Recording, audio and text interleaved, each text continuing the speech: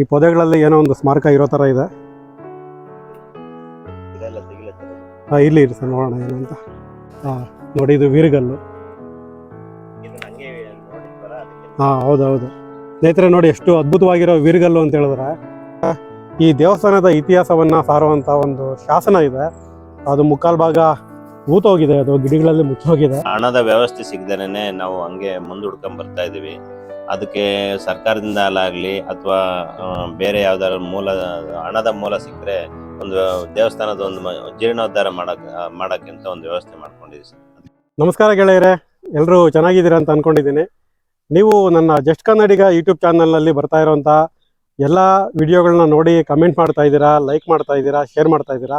ನಿಮಗೆ ತುಂಬ ಹೃದಯದ ಧನ್ಯವಾದಗಳು. ನೋಡಿ, ಈ ಒಂದು ವಿಡಿಯೋನ ನಾನು ಮಾಡ್ತಿರೋದು ಸಾತಂಗೆರೆ ಅನ್ನುವ ಒಂದು ಊರಿನಿಂದ. ಈ ಊರಿರೋದು ಹಾಸನ ಜಿಲ್ಲೆ ಅರಸೀಕೆರೆ ತಾಲೂಕಲ್ಲಿ. ಅರಸೀಕೆರೆಯಿಂದ ಉಳಿಯಾರಿಗೆ ಹೋಗೋ ರೋಡಲ್ಲಿ ದೊಡ್ಡಮೇಟಿ ಕುರ್ಕೆ ಅಂತ ಒಂದು ಊರಿದೆ. ಆ ಊರಿನಿಂದ ಸುಮಾರು 4-5 ಕಿಲೋಮೀಟರ್ ದೂರದಲ್ಲಿರೋ ಒಂದು ಊರು ಸಾತಂಗೆರೆ. ಈ ಸಾತಂಗೆರೆ ಏನಕ್ಕಪ್ಪ ಫೇಮಸ್ ಅಂದರೆ, ಇದು ಹೊಯ್ಸಳರ ಕಾಲದಿಂದ ಕೂಡ ಇರುವಂಥ ಒಂದು ಊರಿದು.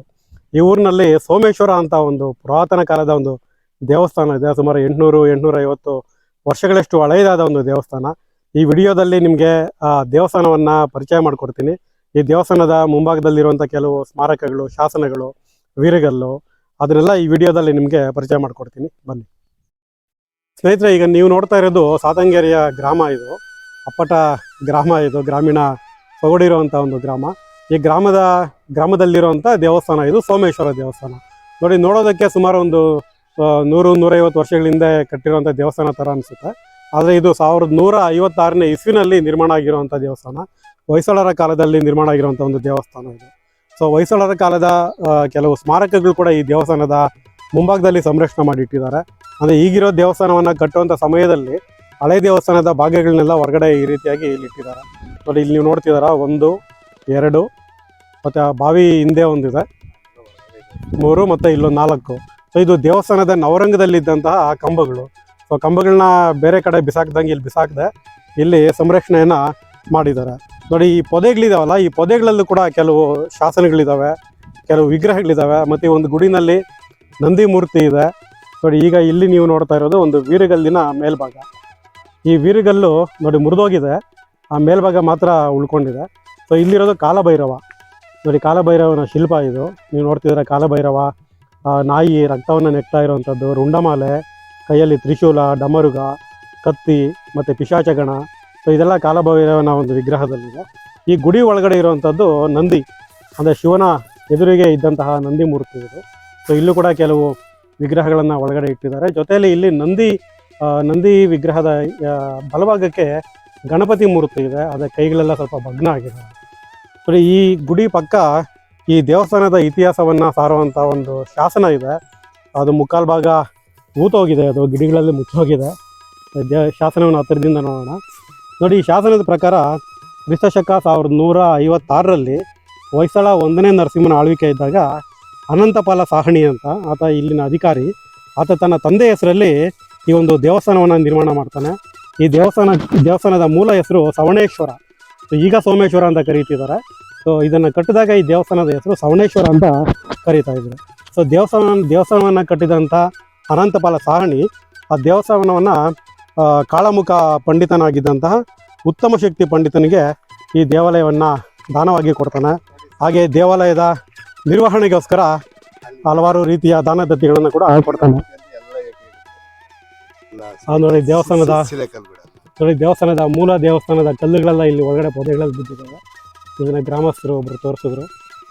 ಈ ಪೊದೆಗಳಲ್ಲಿ ಕಲ್ಲುಗಳು ಬಿದ್ದಿದ್ದಾವೆ. ಅಟ್ಲೀಸ್ಟ್ ನೋಡಿ, ತುಂಬ ಜನ ಈ ಕಲ್ಲುಗಳನ್ನೆಲ್ಲ ತಗೊಂಡೋಗಿ ಎಲ್ಲ ತೋಟಗಳೆಲ್ಲ ಹಾಕ್ಕೊಂಡಿದ್ದಾರಂತೆ. ಅದೇ ಕೆಲವು ಕಡೆ ಈ ಥರ ಆಗುತ್ತೆ. ಜೀರ್ಣೋದ್ಧಾರ ಆದಾಗ ಹಳೆ ಕಲ್ಲುಗಳನ್ನ ಏನು ಮಾಡ್ತಾರೆ, ದೇವಸ್ಥಾನ ಸುತ್ತಮುತ್ತ ಹಾಕಿದ್ದಂಥ ಸಂದರ್ಭದಲ್ಲಿ ಕೆಲವರು ಎಲ್ಲ ಕಲ್ಲುಗಳನ್ನ ತೊಗೊಂಡೋಗಿ ಏನೇನೋ ಉಪಯೋಗ ಮಾಡ್ಕೋತಾರೆ. ಹಾಗಾದರೂ ಹೊರಗಡೆ ಆದರೂ ನೋಡೋಕ್ಕಾದ್ರೂ ಸಿಗ್ತವೆ. ಅದೇ ಕೆಲವು ಗ್ರಾಮಗಳಲ್ಲಿ ಮಣ್ಣಾಕಿ ಮುಚ್ಚಿಬಿಡ್ತಾರೆ. ಇಲ್ಲಾಂದರೆ ಹೊಸ ದೇವಸ್ಥಾನ ಕಟ್ಟಿದಾಗ ದೇವಸ್ಥಾನದ ಕೆಳಭಾಗ ಹಾಕಿ ಊತಾಕ್ಬಿಡ್ತಾರೆ. ಇನ್ನು ಕೆಲವರು ನದಿನಲ್ಲಿ ಬಿಟ್ಬಿಡ್ತಾರೆ. ಸೊ ಆಗ ಬಿಡಬಾರ್ದು. ಅಟ್ಲೀಸ್ಟ್ ಈ ಊರಲ್ಲಿ ಈ ರೀತಿಯಾದರೂ ಸಂರಕ್ಷಣೆ ಮಾಡಿದ್ದಾರೆ. ಆದರೆ ಈ ದೇವಸ್ಥಾನವನ್ನು ಈಗ ಜೀರ್ಣೋದ್ಧಾರ ಮಾಡುವಂಥ ಒಂದು ಪ್ಲಾನ್ ಕೂಡ ಈ ಊರವ್ರು ಇಟ್ಕೊಂಡಿದ್ದಾರೆ. ಅಕಸ್ಮಾತ್ ಆಗೇನಾದರೂ ಜೀರ್ಣೋದ್ಧಾರ ಮಾಡಿದ್ರೆ ಇಲ್ಲಿರೋಂಥ ಎಲ್ಲ ವಿಗ್ರಹಗಳನ್ನ ಕೂಡ ಒಳಗಡೆ ಇಟ್ಟು ಸಂರಕ್ಷಣೆ ಮಾಡಬೇಕಾಗುತ್ತೆ. ಸ್ನೇಹಿತರೆ, ಇಲ್ಲಿನ ಗ್ರಾಮಸ್ಥರೊಬ್ಬರು ನಾನು ವಿಡಿಯೋ ಮಾಡ್ತಾ ಇರೋದು ನೋಡಿ, ಇಲ್ಲೊಂದು ಶಾಸನ ಇದೆ, ಬನ್ನಿ ಸರ್ ತೋರಿಸ್ತೀನಿ ಅಂತ ಹೇಳಿದ್ರು. ಸೊ ಇಲ್ಲಿ ಬಂದಿದ್ದೀನಿ. ಸೊ ಇಲ್ಲಿ ಏನಿದೆ ನೋಡೋಣ. ಈ ಪೊದೆಗಳಲ್ಲಿ ಏನೋ ಒಂದು ಸ್ಮಾರಕ ಇರೋ ಥರ ಇದೆ. ಇಲ್ಲಿ ಇರಿ ಸರ್, ನೋಡೋಣ ಏನು ಅಂತ. ನೋಡಿ ಸ್ನೇಹಿತರೆ, ಇದು ವೀರಗಲ್ಲು. ನೋಡೋಣ, ಸ್ವಲ್ಪ ಜಾಗ ಮಾಡ್ಕೊಂಡು ಇಲ್ಲಿ ಹೋಗೋ ಥರ ನೋಡೋಣ ಏನಿದೆ ಇದರಲ್ಲಿ ಅಂತ. ನೋಡಿ, ಇದು ವೀರಗಲ್ಲು. ಹೌದೌದು ಸ್ನೇಹಿತರೆ, ನೋಡಿ ಎಷ್ಟು ಅದ್ಭುತವಾಗಿರೋ ವೀರಗಲ್ಲು ಅಂತ ಹೇಳಿದ್ರೆ, ನೋಡಿ ಇದರಲ್ಲಿ ಯಾವುದೋ ಯುದ್ಧದ ಸನ್ನಿವೇಶ, ಕೆಳಭಾಗದಲ್ಲಿ ಯುದ್ಧದ ಸನ್ನಿವೇಶ ಇದೆ. ಸೊ ಇಲ್ಲಿ ಸ್ಪಷ್ಟವಾಗಿ ಕಾಣೋದಿಲ್ಲ. ಸೊ ಅದರ ಮೇಲ್ಭಾಗದಲ್ಲಿ ವೀರನ ಸ್ವರ್ಗಾರೋಹಣದ ಒಂದು ಚಿತ್ರಣ ಇದೆ. ಅದರ ಮೇಲ್ಭಾಗಕ್ಕೆ ಕೈಲಾಸದ ಒಂದು ಕಲ್ಪನೆ ಇದೆ. ಸೊ ಇದು ವೀರಗಲ್ಲು. ಸೊ ಇದರಲ್ಲಿ ಶಾಸನ ಏನೂ ಇಲ್ಲ. ಸೊ ವೀರಗಲ್ಲನ್ನ ಇಲ್ಲಿ ಒಂದು ಪೊದೆಗಳಲ್ಲಿ ಮುಚ್ಚೋಗಿದೆ. ಸ್ನೇಹಿತರೆ, ಅಲ್ಲೊಂದು ಅದ್ಭುತವಾಗಿರುವಂಥ ಒಂದು ವೀರಗಲ್ಲನ್ನು ನೋಡಿದ್ವಿ. ನೋಡಿ, ಈಗ ದೇವಸ್ಥಾನ ಹತ್ರ ಬಂದಿದ್ದೀವಿ. ನೋಡಿ, ಇದು ದೇವಸ್ಥಾನ ಸುಮಾರು ಒಂದು 150 ವರ್ಷಗಳ ಹಿಂದೆ ಕಟ್ಟಿರುವಂಥ ಒಂದು ದೇವಸ್ಥಾನ. ಸೊ ಈ ದೇವಸ್ಥಾನಕ್ಕೆ ಮುಂದೆಗಡೆ ಮುಖಮಂಟಪವನ್ನು ನಿರ್ಮಾಣ ಮಾಡಿದ್ದಾರೆ. 4 ಕಂಬಗಳು ಹಾಕಿ ಮುಖಮಂಟಪ ನಿರ್ಮಾಣ ಮಾಡಿದ್ದಾರೆ. ಮೇಲ್ಭಾಗದಲ್ಲಿ ಗಾರೆ ಶಿಲ್ಪಗಳಿದ್ದಾವೆ.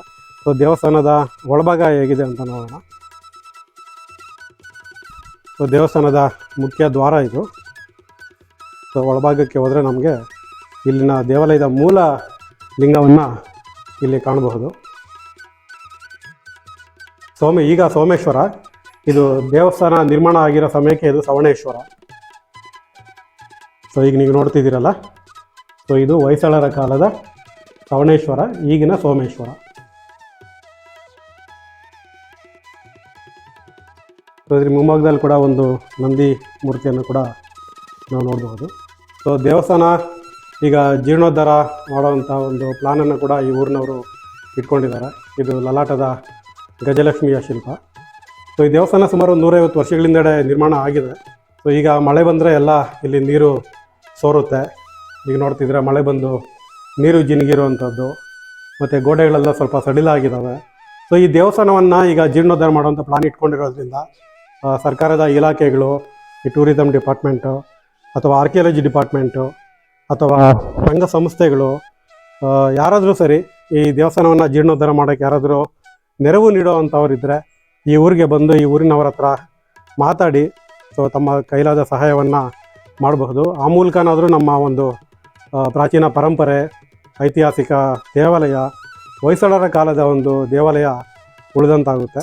ಹಾಗೆ ಈ ದೇವಸ್ಥಾನದ ಮುಂಭಾಗದಲ್ಲಿರುವಂತಹ ಹಲವು ಸ್ಮಾರಕಗಳನ್ನು ಜೀರ್ಣೋದ್ಧಾರ ಆದ ನಂತರ ದೇವಸ್ಥಾನದ ಆವರಣದಲ್ಲಿ ಇಟ್ಟು ಸಂರಕ್ಷಣೆ ಮಾಡಬೇಕಾಗುತ್ತೆ. ಯಾಕಂದರೆ ಹೊರಭಾಗದಲ್ಲಿ ಯಾವುದೇ ರಕ್ಷಣೆ ಇಲ್ಲದೆ ಆ ವಿಗ್ರಹಗಳು, ಆ ಸ್ಮಾರಕಗಳು ಇದ್ದಾವೆ. ಅದಕ್ಕೆಲ್ಲ ಸೂಕ್ತವಾದ ರಕ್ಷಣೆಯನ್ನು ಕೊಡಬೇಕಾಗಿದೆ. ಫ್ರೆಂಡ್ಸ್, ಸಾತಂಗೆರೆಯ ಸೋಮೇಶ್ವರ ಸೋಮೇಶ್ವರ ದೇವರ ದರ್ಶನವನ್ನು ಮಾಡಿದ್ವಿ. ಸೊ ಈ ಗ್ರಾಮದ ರೇಣುಕಪ್ಪ ಅನ್ನೋರು ನಮ್ಮ ಜೊತೆ ಇದ್ದಾರೆ, ಈ ಗ್ರಾಮದ ಗ್ರಾಮಸ್ಥರು. ಸರ್ ನಮಸ್ಕಾರ. ಸರ್ ನಮಸ್ಕಾರ. ಸರ್, ನಿಮ್ಮೂರಿನ ದೇವಸ್ಥಾನ ನೋಡಿ ನನಗೆ ತುಂಬ ಖುಷಿ ಆಯಿತು. ದೇವಸ್ಥಾನದ ಮೂಲ ವಿಗ್ರಹಗಳನ್ನು ನೀವು ಕಾಪಾಡ್ಕೊಂಡು ಬಂದಿದ್ದೀರಾ. ಸೊ ದೇವಸ್ಥಾನ ಯಾವುದೋ ಕಾಲದಲ್ಲಿ ಒಂದು ಸತಿ ಜೀರ್ಣೋದ್ಧಾರ ಆಗಿದೆ. ಸೊ ದೇವಸ್ಥಾನದಲ್ಲಿ ಮೊದಲಿದ್ದ ಕೆಲವು ವಿಗ್ರಹಗಳನ್ನ ದೇವಸ್ಥಾನ ಮುಂದೆ ಇಟ್ಟು ಸಂರಕ್ಷಣೆ ಮಾಡಿದ್ದೀರಾ. ಆಗ್ಲದು ಆ ರೀತಿನಾದರೂ ಉಳಿಸ್ಕೊಂಡಿದ್ದೀರಾ. ಸೊ ಈ ದೇವಸ್ಥಾನ ಸ್ವಲ್ಪ ದುಸ್ಥಿತಿನಲ್ಲಿ ಇರೋದು ಕಂಡು ಬಂತು. ಸೊ ಈ ದೇವಸ್ಥಾನ ಏನೋ ಜೀರ್ಣೋದ್ಧಾರ ಮಾಡುವಂಥ ಏನಾದರೂ ಪ್ಲಾನ್ ನಾವು ಪ್ಲಾನ್ ಇಟ್ಕೊಂಡಿದ್ದೀವಿ. ನಮಗೆ ಸರಿಯಾದ ಹಣದ ವ್ಯವಸ್ಥೆ ಸಿಗದೇನೆ ನಾವು ಹಂಗೆ ಮುಂದೂಡ್ಕೊಂಡ್ ಬರ್ತಾ ಇದ್ದೀವಿ. ಅದಕ್ಕೆ ಸರ್ಕಾರದಿಂದ ಆಗಲಿ ಅಥವಾ ಬೇರೆ ಯಾವ್ದಾದ್ರು ಹಣದ ಮೂಲ ಸಿಕ್ಕರೆ ಒಂದು ದೇವಸ್ಥಾನದ ಒಂದು ಜೀರ್ಣೋದ್ಧಾರ ಮಾಡೋಕ್ಕಿಂತ ಒಂದು ವ್ಯವಸ್ಥೆ ಮಾಡ್ಕೊಂಡಿದ್ದೀವಿ ಸರ್. ಅದಕ್ಕಿಂತ ಯಾವ್ದಾದ್ರು ಮೂಲದಲ್ಲಿ ಹಣ ಸಿಕ್ಕಿದ್ರೆ ಇದಕ್ಕೊಂದು ದೇವರ ಆಶೀರ್ವಾದ ನಮಗೆ ಸಿಕ್ಲಿ ಅಂತ ಬಯಸ್ತಾ ಇದ್ದೀವಿ ಸರ್. ಖಂಡಿತ ಸರ್, ದೇವರ ಆಶೀರ್ವಾದ ಇದ್ದರೆ ಯಾವ ರೂಪದಲ್ಲಾದ್ರೂ ಸರಿ ನೆರವು ಸಿಗುತ್ತೆ. ಹೌದು ಸರ್, ನಾನು ಕೂಡ ಅದೇ ರೀತಿ ಆಶಿಸ್ತೀನಿ. ಖಂಡಿತ. ಆದಷ್ಟು ಬೇಗ ದೇವರು ಎಲ್ಲರಿಗೂ ಒಳ್ಳೆ ಬುದ್ಧಿ ಕೊಟ್ಟು ಈ ಒಂದು ದೇವಸ್ಥಾನದ ಜೀರ್ಣೋದ್ಧಾರಕ್ಕೆ. ಮುಸಲ್ಮಾನರ ಈ ಒಂದು ದಾಳಿ ನಡೆಯುವಂತ ಕಾಲದಲ್ಲಿ ಈ ಸೋಮೇಶ್ವರ ದೇವರುಗಳು ಉಳ್ಕೊಳ್ಳಿ ಅನ್ನೋದು ನಮ್ಮ ಒಂದು ಆಸೆ ಸರ್ ಇದರಲ್ಲಿ ಅಷ್ಟೇ. ನಿಜ. ಯಾಕಂದ್ರೆ 800 ವರ್ಷಗಳು ಆದ್ಮೇಲೆ ಕೂಡ ಕೆಲವು ದೇವಸ್ಥಾನಗಳು ಉಳ್ಕೊಂಡಿದ್ದಾವೆ ಅಂತ ಹೇಳಿದ್ರೆ, ಸೊ ನಾವು ಅದನ್ನ ಉಳಿಸ್ಕೊಂಡು ಹೋಗೋಂತ ಒಂದು ಜವಾಬ್ದಾರಿ ನಮ್ಮ ಒಂದು ಜನಾಂಗಕ್ಕಿದೆ, ಈ ಪೀಳಿಗೆಗಿದೆ. ಹೌದು ಸರ್. ಸೊ ನಿಮ್ಮ ಗ್ರಾಮಸ್ಥರು ಈಗ ಯಾರಾದ್ರೂ ಬಂದು ನೆರವು ಕೊಟ್ರೆ ಗ್ರಾಮಸ್ಥರು ಎಲ್ಲ ಸೇರ್ಕೊಂಡು ಮಾಡ್ಕೊಂತೀವಿ ಸರ್. ಖಂಡಿತ ಮಾಡ್ಕೊಂತೀವಿ. ಸರಿ ಸರ್, ಧನ್ಯವಾದಗಳು. ಧನ್ಯವಾದ ಸರ್, ಥ್ಯಾಂಕ್ ಯು. ಸ್ನೇಹಿತರೆ, ಇದಿಷ್ಟು ಹಾಸನ ಜಿಲ್ಲೆ ಅರಸೀಕೆರೆ ತಾಲೂಕಿನ ಸಾತಂಗೆರೆಯ ಸೋಮೇಶ್ವರ ದೇವಸ್ಥಾನದ ಮಾಹಿತಿ. ನಿಮ್ಮೂರಲ್ಲೂ ಈ ಥರದ ಪ್ರಾಚೀನ ದೇವಸ್ಥಾನ, ಶಿಲಾಶಾಸನ, ವೀರಗಲ್ಲು ಯಾವುದೇ ರೀತಿಯ ಸ್ಮಾರಕ ಇದ್ದರೂ ನನಗೆ ಕಮೆಂಟ್ ಮಾಡಿ. ನಾನು ಅಲ್ಲಿ ಬಂದು ಅದರ ಇತಿಹಾಸವನ್ನು ನೋಡಿ ವಿಡಿಯೋ ಮಾಡುವಂಥ ಪ್ರಯತ್ನವನ್ನು ಮಾಡ್ತೇನೆ. ಲೇಖನಗಳನ್ನು ಕೂಡ ಬರಿತಾ ಇದ್ದೇನೆ. ಸೊ ಹೀಗೆ ನೋಡ್ತಾ ಇರಿ ಜಸ್ಟ್ ಕನ್ನಡಿಗ ಯೂಟ್ಯೂಬ್ ಚಾನಲ್. ನಿಮ್ಮ ಸಹಕಾರ ಯಾವಾಗಲೂ ಇದೇ ರೀತಿ ಇರಲಿ. ನಮಸ್ಕಾರ.